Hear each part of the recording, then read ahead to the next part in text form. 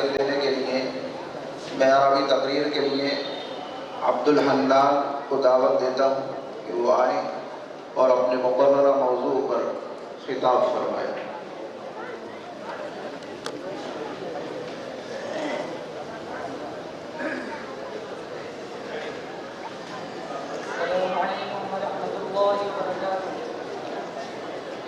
الحمد لمن علم القرآن وخلق الإنسان وعلمه البيان، والصلاة والسلام على من بعث معلما ومتمما، وعلى آله وصحبه الذين حملوا الأمانة ووعوها وبلغوها إلى أقصى العالم. أما بعد، فيا رئيس الحفل المؤقت وإخواني البررة، اليوم اخترت موضوعا هاما ملموسا بحياة البشرية ومعزا لها في كل المجالات ومحللا لكل من المشكلات. أيها الإخوة، أريد أن أعرفكم أولا عن الدين وتعليمه في كلمات وجيزة. إن الدين هو ما جاء به النبي صلى الله عليه وسلم من عند الله سبحانه وتعالى، وتعليمه يرجع إلى المصدرين الأولين القرآن والسنة. فالقرآن هو المنزل على الرسول المكتوب في المصاحف المنقول عنه نقلا متواترا بلا شبهة، والسنة هو ما جاء عن النبي صلى الله عليه وسلم من قوله وفعله وتقريره.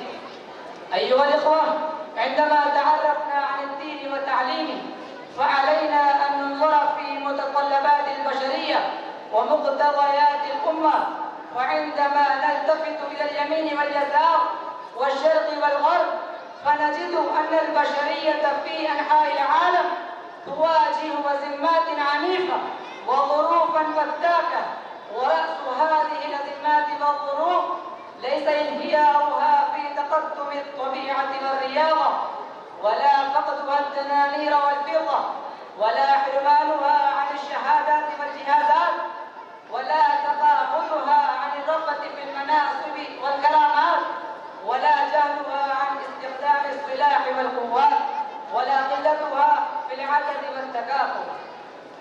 بل هذه الخداعات أدت الأمم إلى فشلها وتخلفها وهلاكها ودمائها. أما تلتفت إلى تاريخ الأمم وأحوال القوم فإنهم كانوا يمتلكون الثريات والفخريات، وكانت لديهم الحكومات والدول، ولكن خلفتهم الشقاوة والطغيان حتى أهلك بعضهم بعضا وسفك إخوتهم وقتل ضعفاءهم وهتك أبرياءهم وجند القوي على الضعيف وفتح الطاغي على البرء والمعصوم. وكذلك اليوم أدت الظروف والأوضاع الأمم إلى رأس الخطيئات وأصل المآسي، فألحت الأمة إلى أخذ الدين ودراسته وعرضه وتقويته وتقويمه وترقيته والتعمق في العلوم القرآن وتطبيقه وتنفيذه في الحياة الفردية والجماعية، كما قال إمام دار الهجرة مالك بن أنس: لن يصلح آخر هذه الأمة إلا ما أصلح أولها. وقال تعالى: جادلهم بالتي هي أحسن. وقال: ولا يجرمنكم شنآن قوم على ألا تعدلوا اعدلوا هو أقرب للتقوى. وقال عليه الصلاة والسلام: انصر أخاك ظالما أو مظلوما. هذا هو التعليم الديني الذي يرجع إلى العدل والمساواة والحل والاعتدال. وعندما نأتي إلى هذا التعليم الراسخ المتين نتألف ونتقوى ونرص بنياننا وننشر أخلاقنا وحضارتنا في جميع أنحاء العالم، وإلا فلا ضمان من الله، والله المستعان.